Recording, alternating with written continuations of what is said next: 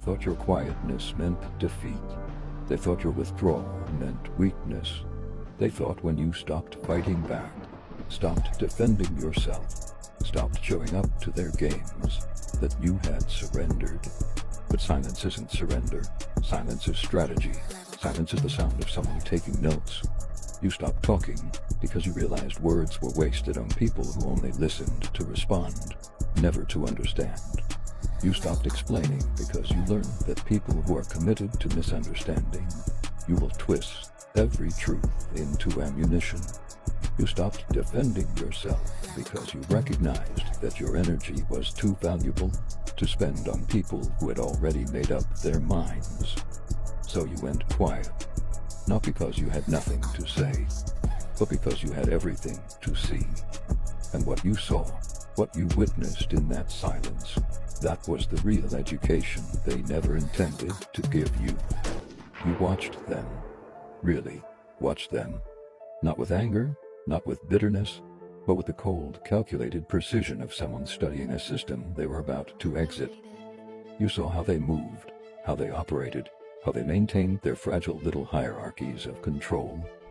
You noticed the patterns, the manipulation disguised as care, the competition masked as friendship, the sabotage wrapped in smiles.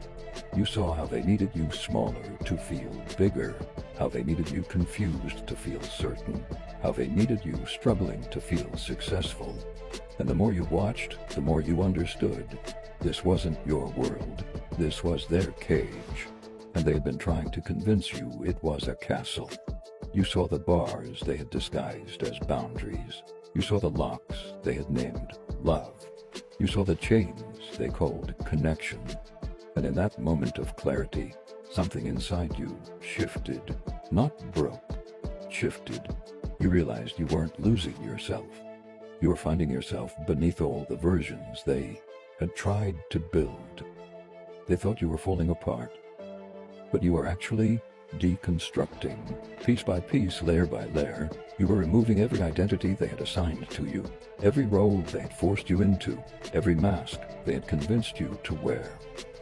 The good friend who never said no, the reliable one who always showed up, the understanding soul who absorbed everyone's chaos without complaint, the peacekeeper who sacrificed their own needs to keep everyone comfortable. You started taking off those costumes, not dramatically, not with announcements or explanations, just quietly. One day you stopped answering calls that only came when they needed something.